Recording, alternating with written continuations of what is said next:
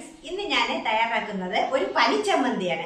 പനിച്ചമ്മന്തി എന്ന് പറയാൻ കാരണം ഇത് മുളക് ചുട്ടരയ്ക്കുന്ന ഒരു ചമ്മന്തിയാണ്. പനിച്ചമ്മന്തി എന്ന് പറയുന്നത് എന്തെന്ന് വെച്ചാൽ ഞങ്ങൾക്കൊക്കെ പനിയായിരിക്കുന്ന സമയത്ത് ഞങ്ങളുടെ വീട്ടിൽ ഞങ്ങളുടെ അമ്മ ഞങ്ങൾക്ക് വേണ്ടി തയ്യാറാക്കുന്ന ഒരു ചമ്മന്തിയാണ് ഇത്. ഇതിന്റെ പ്രത്യേകത എന്ന് പറയുന്നത് പനിയായിരിക്കും, നമുക്ക് ഭക്ഷണത്തിനൊന്നും വളരെ രുചി കാണത്തില്ലല്ലോ. അപ്പൊ നമ്മളുടെ മുകുളങ്ങളെ ഉണർത്താൻ വേണ്ടിയിട്ട് ഞങ്ങളുടെ അമ്മ ഞങ്ങൾക്ക് വേണ്ടി തയ്യാറാക്കി തന്ന ഒരു ചമ്മന്തിയാണ്. അപ്പൊ ഞങ്ങൾ ഇതിലിട്ടിരിക്കുന്ന പേരാണ് പനിച്ചമ്മന്തി. അപ്പൊ ഇതെങ്ങനെ തയ്യാറാക്കാമെന്ന് നമുക്ക് നോക്കാം. ഇനി ഇതിലേക്ക് വേണ്ട ചേരുവ എന്ന് പറയുന്നത് കുഞ്ഞുള്ളി, വറ്റൽമുളക്, പുളി, പരലുപ്പ്, വെളിച്ചെണ്ണ. അപ്പം ഇനി നമ്മളിത് തയ്യാറാക്കാം. ആദ്യം ഗ്യാസ് കത്തിക്കുക. വിറകടുപ്പില്ലാത്തത് കൊണ്ടാണ് ഗ്യാസിലാണ് ചെയ്യുന്നത്. അപ്പം ആദ്യം നമ്മൾ ഉള്ളി ചുട്ടെടുക്കുക. ഞാൻ കൈ കൊണ്ടൊക്കെ വയ്ക്കുകയെ, എനിക്ക് പ്രശ്നമില്ല. അപ്പം നമ്മൾ ഉള്ളി ചുടാൻ വെച്ച് കഴിഞ്ഞു. അപ്പം ഞാൻ 2 ഉള്ളിയാണ് ചുടുന്നത്. ഉള്ളി കൂടുന്തോറും എൻ്റെ ചമ്മന്തിക്ക് ടേസ്റ്റ് കൂടുന്നതായിരിക്കും. അപ്പം ഞങ്ങൾ ഉള്ളി ചുടാനിട്ടു. ഉള്ളി ചുട്ട് കഴിഞ്ഞു. അപ്പം അടുത്ത ഉള്ളി ചൂടാനായിട്ടിടുകയാണ്. അത് ചൂടാക്കുകയാണ്. അത് അത്ര വെന്തില്ല. അപ്പം നമ്മൾ ഈ ഉള്ളി നന്നായിട്ട് ചൂടാക്കി. അപ്പോൾ ഇത് ഞങ്ങൾ അതിൽ നിന്നെടുത്ത് മാറ്റി. ഇനി നമ്മുടെ പുളിയും ലേശം ചൂടാക്കണം എന്നാണ് പറയുന്നത്, അതിൻ്റെ ഒരു ടേസ്റ്റിന് വേണ്ടിയിട്ട്. അപ്പോൾ ഇത് ചെറുതായിട്ടൊന്ന് ഇത് ചെറുതായിട്ട് ചൂടാക്കിയാൽ മതിയേ. അടുത്ത് നമ്മൾ ചൂടാക്കുന്ന സാധനമാണ് മുളക്. മുളക് ചൂടാക്കുമ്പോൾ ശ്രദ്ധിക്കുക, ചിലർക്ക് ചുമയൊക്കെ വരാൻ സാധ്യതയുണ്ട്. അപ്പം നമ്മൾ സൂക്ഷിച്ച് ചൂടാക്കുക. വളരെ അങ്ങ് കരിക്കണ്ട, ലളിതമായ രീതിയിലുള്ള ചൂടാക്കുമ്പോൾ ഇതാ കത്തുന്നുണ്ട്, അതൊക്കെ അണയ്ക്കുക.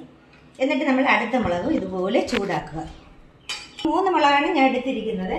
ഇനി ഇത് മിക്സിയുടെ ജാറിലേക്ക് ഇടുക. അപ്പോൾ അതിന് മുന്നേ നമുക്ക് ഉള്ളി ഒന്ന് വാഷ് ചെയ്യാം. അപ്പം ഞാൻ ഇടുക. എന്നിട്ട് നമ്മളുടെ മുളക് ഇതിലേക്ക് ഇടുക.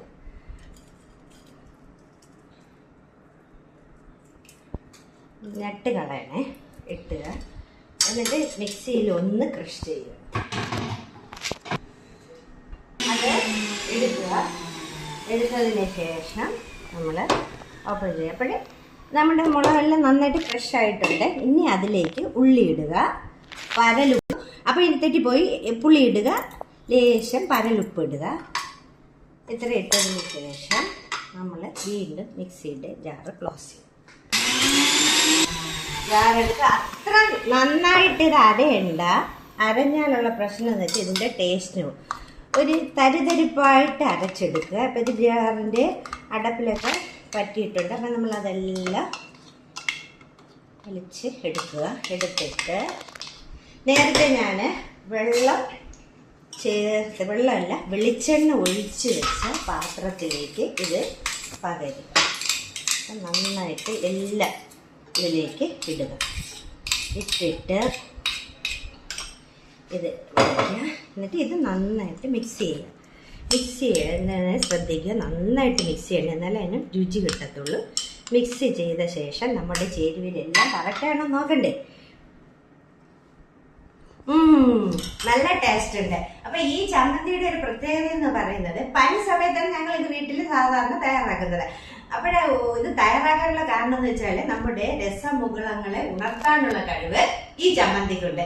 അപ്പോൾ നിങ്ങൾ ഇത് തയ്യാറാക്കുക. പനിയില്ലാത്തപ്പോഴും തയ്യാറാക്കുക. ഇത് നമ്മുടെ കപ്പയുടെ കൂടിയും കഞ്ഞിയുടെ കൂടിയും കഴിക്കാൻ വളരെ നല്ലതാണ്. അപ്പൊ നിങ്ങളും തയ്യാറാക്കുക. അഭിപ്രായം എന്നെ അറിയിക്കുക. എൻ്റെ ചാനൽ സബ്സ്ക്രൈബ് ചെയ്യുക. എൻ്റെ ചാനൽ സുലൂസ് ചാനൽ. അപ്പൊ നിങ്ങൾ എല്ലാവർക്കും സുഖമെന്ന് വിശ്വസിക്കുന്ന സ്നേഹത്തോടെ നിങ്ങളുടെ സ്വന്തം സുലു. Bye bye.